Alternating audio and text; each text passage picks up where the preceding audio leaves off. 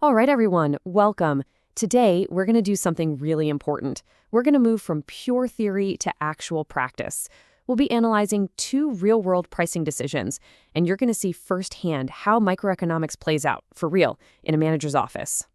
So think about this. When is jacking up your prices a stroke of genius? And when is it a complete business-killing disaster? Now, this isn't some theoretical question, right? This is the central dilemma we're going to dissect today, and we're going to do it using real numbers and real scenarios. Okay, so here's our lesson plan for today. We'll kick things off with pricing, power, and peril.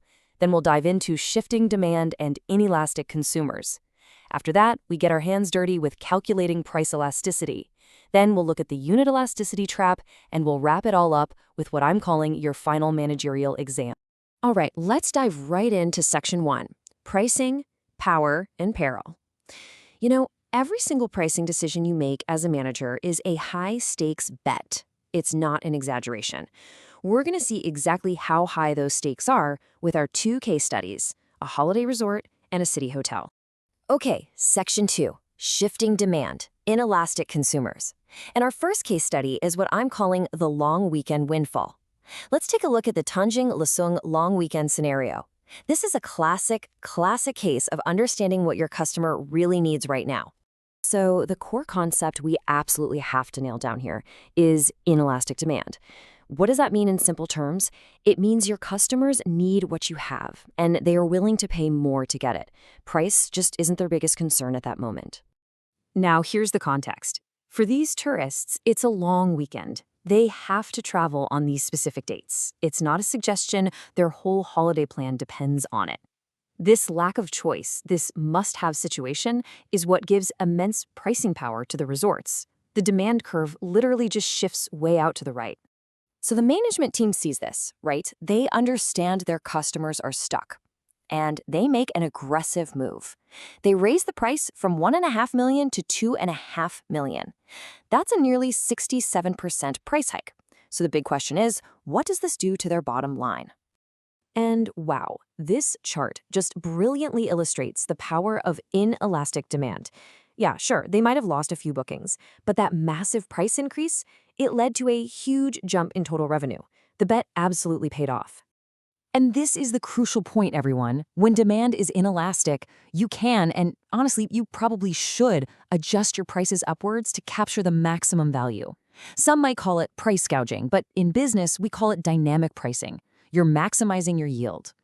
Okay, let's move on to our second case and see how this all builds. Section 3, calculating price elasticity. Here, we've got a hotel that tries a similar strategy, but we need to actually run the numbers here to see what happens. So the situation seems pretty similar, right? It's high season, there's more demand.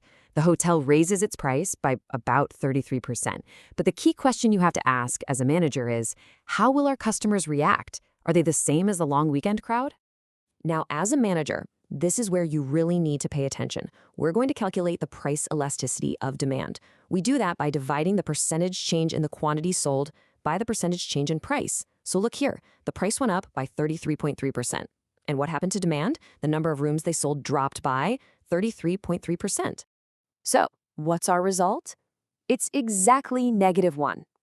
In economics, we have a name for this. It's called unit elastic demand. It means the percentage drop in how many you sell perfectly, and I mean perfectly, matches the percentage you raise your price. Okay, section 4, the unit elasticity trap. So, if your elasticity is -1, that should mean your revenue stays flat, right? I mean, the gain you get from the higher price should perfectly offset the loss you get from selling fewer rooms.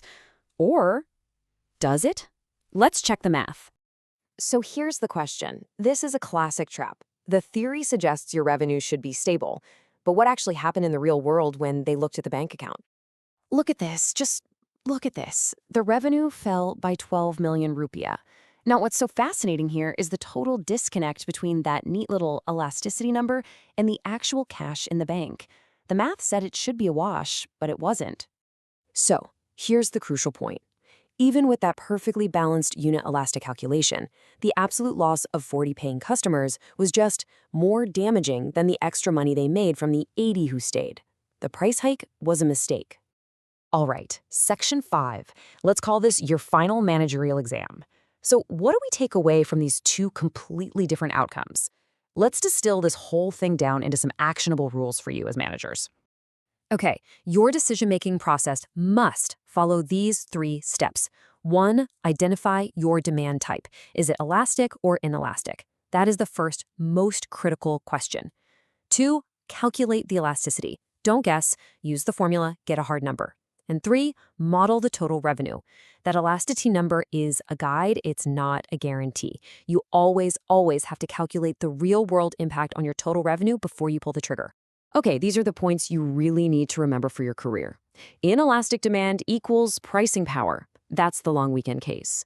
A calculated elasticity of -1 can still mean you lose money. That's the hotel case. Never confuse your percentages with the absolute dollars or rupiah in revenue. And finally, context is everything. High season does not automatically mean inelastic demand. And that's your final takeaway for today.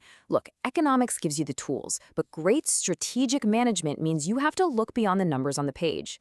Your data is just a snapshot in time, so always be asking yourself, what am I not seeing? What unseen factors, like what my competitors are doing or just the general mood of the economy, could completely derail my next pricing decision?